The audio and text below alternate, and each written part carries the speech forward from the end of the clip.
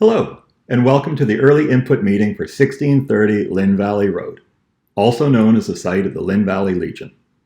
My name is David Wolstenholme, and this video is to present the proposed redevelopment of the site, which includes an OCP amendment, rezoning, and development permit. The collective vision that is being presented today is based on 3+ years of discussion and input from the Legion Renewal Committee, Legion membership, myself, BC Yukon Command, and community stakeholders. Once the proposed redevelopment is complete, the Legion and my family will become co-owners in the new property. The presentation today consists of 3 sections. Section 1 will be an overview of the site location, characteristics, and current zoning. Section 2 will be a visual walkthrough of some sketches and our mutually developed concept.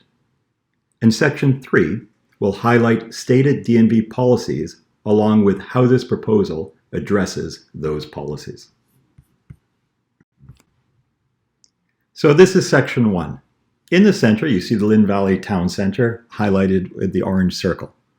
Approximately 1,000 meters away, up Lynn Valley Road, and on the left-hand side is 1630 Lynn Valley Road, the site of the Lynn Valley Legion. So this image here is meant to illustrate the site itself. As you can see, it is quite triangular in nature. It's also quite large at 4,200 square meters. The front of the property has a fairly significant slope of 7.6 meters or 25 feet across the front, and 6.1 meters from Lynn Valley Road up to Lawrence Place, or approximately 20 feet. So what is there today? Well, this is a picture of the site as it stands today. On the right-hand side is the current Legion clubhouse and a surface-based parking lot that covers the majority of the lot. Surrounding the property on the perimeter, we can see a number of large trees and some fairly significant vegetation. So I think you're probably all wondering, how is this site zoned? So when it comes to zoning, we have 2 aspects to consider. One is the land use designation, and the other is the existing zoning. Today, the OCP designation for the property is institutional, and the zoning regulation is public assembly, or PA. The allowed building types include, but are not limited to, club, legion, social center, community hub, nursing home, and government buildings. From an existing zoning perspective, this site supports a floor space ratio up to 2.0, or 2 times lot size, and an allowed height up to 12 meters. The allowed building coverage is 50%, and with the addition of driveways and hard surfaces, one can have 90% site coverage. So now we're on to Section 2. In considering the context I've just presented, what are we proposing? Well, here's the concept. This sketch shows a horizontal view as one is driving up Lynn Valley Road from the town center. We are proposing to build a new club, a Legion, which will be located prominently on the left-hand side, along with a social center for community use located on the same floor. In addition, there will be 96 rental units, along with a courtyard and garden area in the central portion of the property. I'll be talking in more detail on each aspect over the next few slides. So this here is another view of the proposal, and this time from the opposite side of Lynn Valley Road. And although it is one building, the form and massing have been articulated as 3 smaller buildings to fit into the neighborhood and community context. The open spaces between the structures will provide public views to the trees, central courtyard, and the orchard beyond. The glass walkways are proposed for floors 2 through 4 and will allow for light to travel through the property. And lastly, from a height perspective, this red line is an approximate representation of the current zoning. And so for this slide, this image represents an overhead view of the site and what is being proposed. From this perspective, we can see the 2 rental buildings, which are highlighted with the dotted red line, and those are sitting on top of an underground parquet. Again, we can see the Legion Community Kitchen and Social Center on the left-hand side, and the central courtyard in the middle area.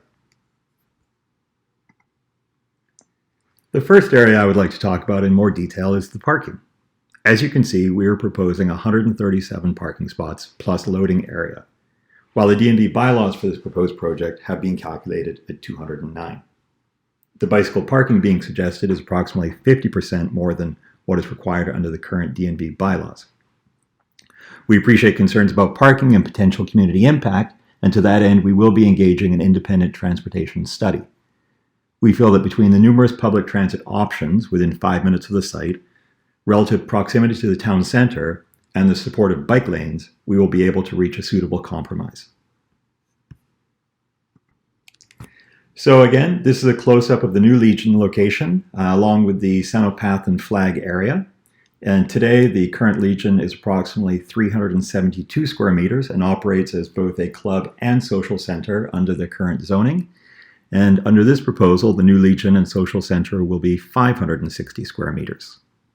So next, I'd like to talk about the community kitchen. So here we have the community kitchen and the multiple user groups that we see. The first way will be used by the new Legion for their day-to-day operations. The second is for resident meal support. So the vision here is that residents who are interested can subscribe to a monthly meal service or plan. And I think the benefit for a senior resident is very clear. But irrespective of age, it will be available to everyone. And the third way we anticipate using the community kitchen is by offering a nonprofit food operator access to the facility. This access would help provide much-needed stability for meal preparation and community meals.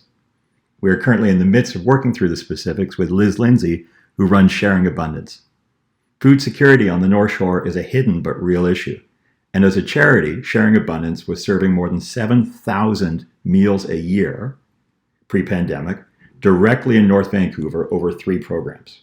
So community meals, senior lunches, and a program in conjunction with Neighborhood House for children and families. And here we have the social center, which will be located on the same floor as the Legion and also supported under the existing zoning. This will be for use by both residents and the greater community. The space as proposed right now is 186 square meters, and it will expand the public assembly use of the site, and it will assist with combating social isolation. So while the list of possibilities for the activities we see here is quite endless, some of the ideas include nonprofit pop-ups, storefront services for vulnerable groups, community meals and gatherings, game night, community movie nights, and other social activities.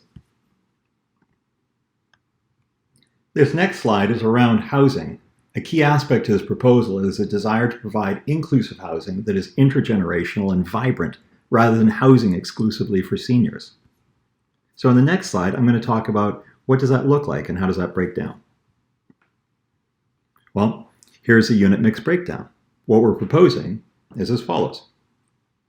As discussed, there are 2 buildings which contain 96 greatly needed rental units, with 10 of them being under market in perpetuity. The unit mix breakdown is as follows. 22 studios, 25 one-bed units, 30 two-bed units, and 19 three-bed units. With our plan, there will be no displacement of people, 96 rental units will be provided, and greatly needed family units that are absent from the market today will be created.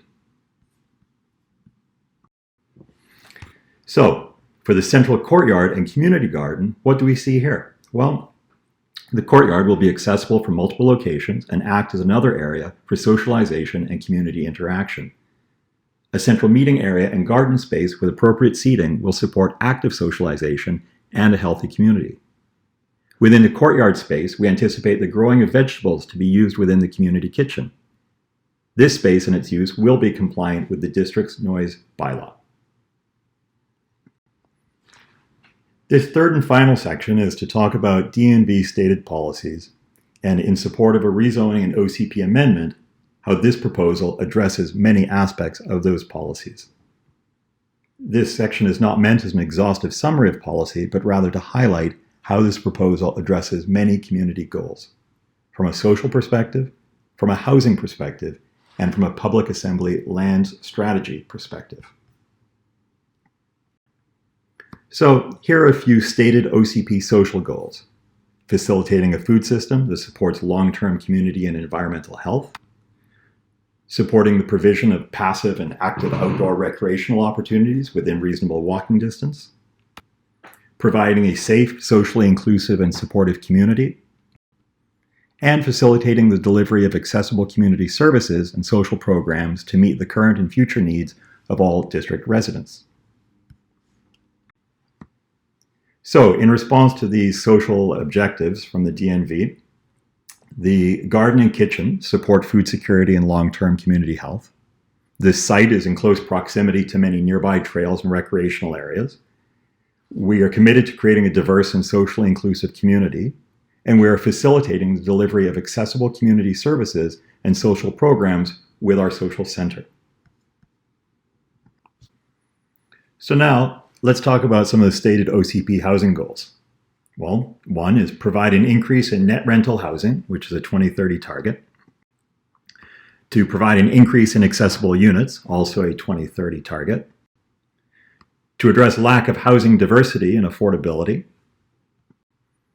And to encourage and facilitate a wide range of multifamily housing sizes, including units suitable for families with an appropriate number of bedrooms and smaller apartment units. So let's talk about how our proposal addresses those goals. This proposal contributes net rental housing towards the 2030 target. This proposed development will support accessibility and accessible units. We are providing diverse housing, mixed types, and affordability with 10 under-market units in perpetuity. And we are facilitating a diverse mix of units, including greatly needed family units. And the third area I'd like to talk about is the stated public assembly land strategy goals. So, Council supports partnership models for PA land in order to increase the stability and financial viability of community organizations. 2 is that all new PA lands or spaces should be accessible by transit and preferably integrated with other community infrastructure.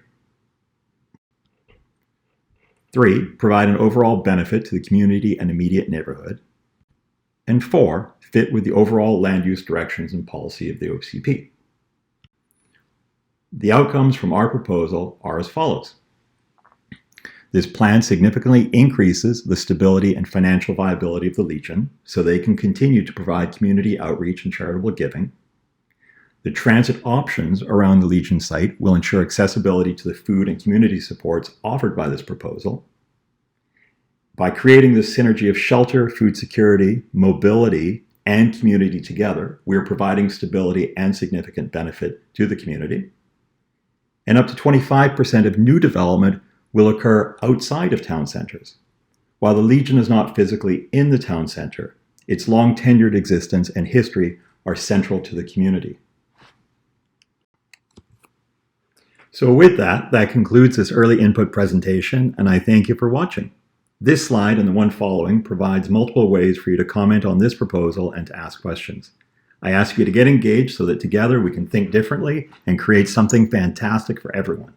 Thank you again, and have a good day. Bye for now.